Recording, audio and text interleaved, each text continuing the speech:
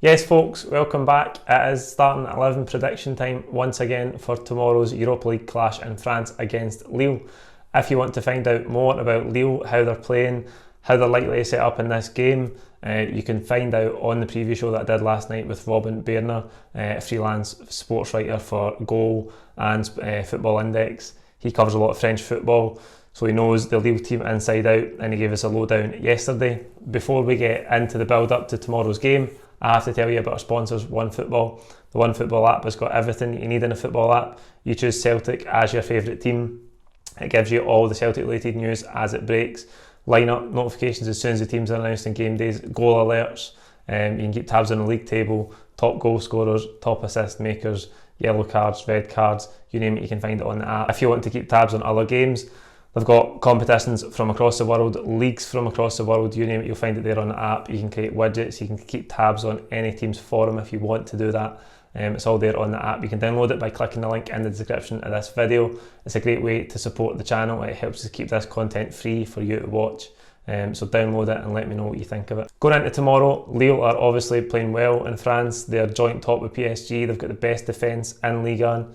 They're a strong team. Local press think they're going to rest a couple of big players though, so hopefully that will help us. Hopefully they underestimate the game a wee bit, and we can try and take advantage of that and try and get something for the game. Thinking about our own form, we're obviously struggling. Reflecting on the weekend, it was another poor result. I know we got 3 goals and we should have won the game, but still a trend of concerns for me, particularly defensively.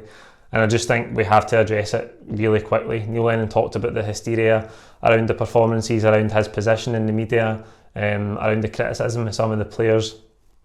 I think Neil Lennon knows more than anybody that when Celtic are in form like this, you get criticised. I'm sure he's well used to that, and the players should be as well. They know what the expectations are.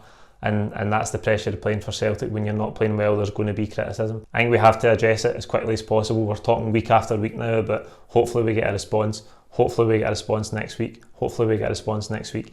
And we're still waiting to see that response. And that's worrying, because I think at some stage, negativity gets worse and worse. It compounds week after week if you're getting bad results and bad performances. It's easy to forget. I know it's only 3 bad results, but we've had bad performances from the beginning of the season. Basically, it was just being masked by victories over poor teams in the league, let's be honest. So I think we do have to get better, and we have to get better really soon, because at a certain point in football, I think that morale and belief in the manager's message becomes irretrievable if bad results continue for too long. So to the team, I think Scott Bain will continue in goals. Barkas has travelled with the team. Neil Lennon said he's still got a shoulder problem in the press conference. So on that basis, I think Bain will start. We've got to go 4-2-3-1. We went 4-2-3-1 at the weekend, despite the fact I had a feeling Neil Lennon would go 3-5-2. We did go back to 4-2-3-1, and if nothing else, it eventually helped us attacking wise in the game when we started playing properly in the second half. So I think we'll go 4-2-3-1. We need to away from home in Europe against a good side. Frimpong at right back, Jonathan Bamba for Lille. He's probably their best player. He's a great start to the season. He is one of the players that local press in Lille think Christophe Galtier will rest tomorrow. That's a good thing for Jeremy Frimpong. And at the centre of defence, Shane Duffy will partner Christopher Ajer. A lot of talk about whether Shane Duffy should be dropped, whether he needs a rest, to just take him out of the firing line, given that he's in bad form. You see when Neil Lennon's comments yesterday, that he's sticking by Shane Duffy. I think he's definitely going to keep playing him. There's no two ways about that. I think Neil Lennon likes to be faithful to his players and to his big players, and Duffy, coming in on a lot of money, is one of those big players. He is not playing well at all. I don't know if with Shane Duffy, I've heard it said from numerous outlets recently, he's spent most of his career playing for teams who don't play on the front foot, who don't dominate the game, and he's went from having to defend pretty deeply to having to defend high. He's having to defend on a halfway line. Celtic are dominating the ball in all these domestic games. I don't know if he's just not used to those kind of patterns, because he's making uncharacteristic errors, that's for sure. But I fully expect him to start tomorrow alongside Christopher Ajer. It'll be Diego Laxalt at left back. I think in midfield, Scott Brown will come back into the team. We've seen him rested again on Sunday at Pittodrie. But just like the St Johnstone game, I think it's proof that Scott Brown is not the root cause of the problems that the team's having at the minute.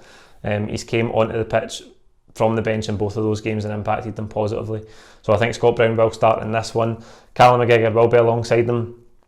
He got a great goal on Sunday. Callum McGregor playing the 1-2 with Rogic, a great finish. He captained the team with Brown on the bench as well, but he did put in a lot of vast challenges. He got booked late on in the game. He kept giving away silly free kicks, and then of course he gives away the penalty at the end. So I hope he doesn't have any of that in his game tomorrow. In front of them, Tom Rogic started. He got 2 assists. I don't think he was absolutely brilliant in the game, Tom Rogic, but he did get 2 assists, and that's proof of his technical quality, of what he can bring to the team. And I think in terms of his fitness, it's so important that he gets a run in the team if he is going to be a big player for us consistently. If he's going to get back into the team on a consistent basis, he needs a run of games to get his fitness up, to get his match sharpness to where it needs to be. So I think Rogic is going to start tomorrow. We know we've seen him away from home in Europe before, and he has a little bit of a passenger defensively. I think having Christie on the right hand side is going to give those extra legs in the midfield, if you like. Christie can play relatively narrow, so I think that will help Tom Rogic and help the whole Celtic midfield really, to try and get a grips with Lille from a defensive point of view. Christie on the right hand side, as I said. On the left hand side, El Yunusi. It's got to be El Yunusi because, as I say, Mikey Johnson's still out. He's not back, not ready yet, so it has to be El Yunusi. Poor again at the weekend. I don't know what it is with him. I don't know if it is just inconsistency, or we know the whole team isn't playing well, but he's got to do more. I was very, very positive about El Yunusi last season from what we've seen of him, and I was excited to see him this season. You remember for pre-season, some of the performances, I was really excited to see him, but he's not done it, and he needs to start performing. There's no two ways about that. Up front, this is one that I was really unsure about. I wanted to say that Neil Lennon will start Lee Griffiths, but I just think as a lone striker away from home in Europe, he'll go with a Yeti from the start. Lee Griffiths is great impact off the bench, fantastic. We've seen it against St Johnstone, and we've seen it on Sunday at Pittodrie. That goal was absolutely superb. I think he's the only player in the team that could score that type of goal. In the 18-yard box, he just peels off to the right-hand side, receives the pass for Rogic, buys himself half a yard on his left foot, and he just smashes it into the top far corner. I think he's the only player in the team that could score that type of goal. So we know what his qualities are. We know his fitness isn't quite there yet in terms of starting week in and week out. He's moved down the pecking order, given everything that went on in the summer, off the park and stuff like that. So I think a Yeti will start this game. We've got Griffiths on the bench. I don't know what Edouard's condition is. I certainly don't think he's going to start the game, Edouard. I think he might be on the bench. I think with a view to Sunday, Sunday's a much bigger game for us in terms of domestic competition. It's a semi-final, and it might just be a wee bit soon to throw Edouard in, so he might be in the bench. I don't know how many minutes he'll get if he is on the bench, but I would look to Sunday for Edouard returning. That's the team I've went with. Like the video, comment with your own thoughts below. Please don't forget to subscribe if you haven't already, and we'll see you tomorrow after the game for live full-time reaction here from the home of full-time reaction on Celtic Fans TV. Cheers.